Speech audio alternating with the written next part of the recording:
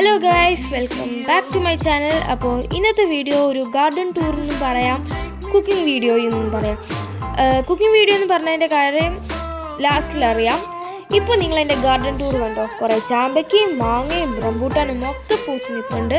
ഈ മാങ്ങയും ചാമ്പയ്ക്കയും ഒക്കെ കണ്ടു കഴിഞ്ഞാൽ പറിച്ച് തിന്നാൻ തോന്നുന്നുണ്ടല്ലേ, അത്രയ്ക്ക് ടെംപ്റ്റിംഗ് ആണ്. നമ്മുടെ ഗാർഡനിലൊക്കെ ഇങ്ങനെ പൂപ്പിക്കുന്നതാണ് എന്ത് രസമാണ്. നമ്മുടെ വീടിന് തന്നെ ഭംഗി ഏകുന്നതും ഇങ്ങനെയുള്ള പഴച്ചെടികളാണ്.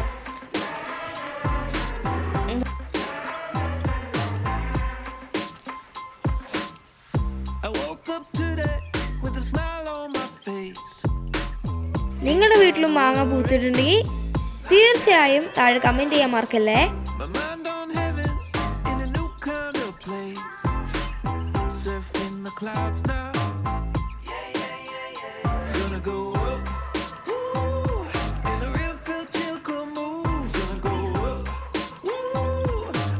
എന്തായാലും ടെംപ്റ്റ് അടിക്കുന്നുണ്ട്, അപ്പോൾ കുറച്ച് പറിച്ച് നമുക്ക് അച്ചാറിട്ടാലോ? കമോൺ, ഇപ്പൊ നിങ്ങൾക്ക് മനസ്സിലായില്ലേ കുക്കിംഗ് വീഡിയോ എന്താന്ന്? അപ്പോൾ പോവല്ലേ. ആദ്യം നമ്മുടെ മാങ്ങ കുനുകുനാരിയണം, പിന്നെ ആവശ്യത്തിനുള്ള ഉപ്പ് ഇച്ചിരി അധികം കിട്ടോ, കുഴപ്പമൊന്നുമില്ല. നല്ല ഉപ്പിട്ട് ഇങ്ങനെ മിക്സ് ആക്കണം. നമ്മൾ അങ്ങനെ മിക്സാക്കി മാങ്ങയ്ക്ക് നോവുന്നത് വരെ നമുക്ക് മിക്സാക്കിയിട്ട് അത് സൈഡിലേക്ക് മാറ്റി വെക്കാം. ശേഷം കരിയാപ്പില, വെളുത്തുള്ളി, ഇഞ്ചി, മുളക് എല്ലാം റെഡിയാക്കി വെച്ചിട്ട് കടുക് നമുക്ക് വറുത്ത് മാറ്റി വെക്കണം. അതൊക്കെ പിന്നെ ആവശ്യമുണ്ട്.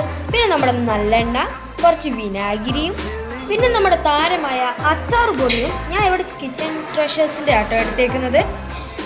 ഇനിയുള്ള സ്റ്റെപ്സാണ് ക്രൂഷ്യൽ. നമ്മളെല്ലാം അസംബിൾ ചെയ്യണം. അപ്പോൾ നമ്മൾ ഫസ്റ്റ് നമ്മുടെ എണ്ണ ഒഴിച്ച് കൊടുക്കും. എണ്ണ ചൂടായി വരുന്ന സമയത്ത് നമ്മളുടെ കടുക് ഇട്ട് കൊടുക്കും, അതും 2 ടീസ്പൂൺ.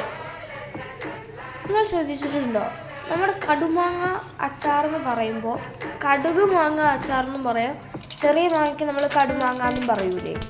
എന്ത് ട്വിസ്റ്റാണേ.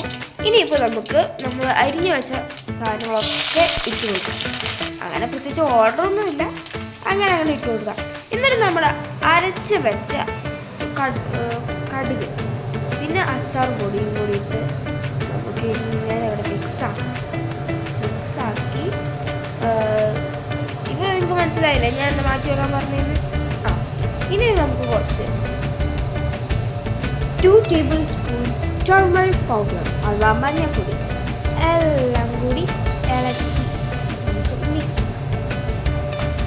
ഇങ്ങനെ ഫുൾ ഇളക്കൽ മാത്രമേ ഉള്ളൂ. ഈ ഇളക്കലൊക്കെ ചെയ്യുന്നത് ഞാനാണ്, കാരണം ഇതാണല്ലോ ഈസിയസ്റ്റ് പണി.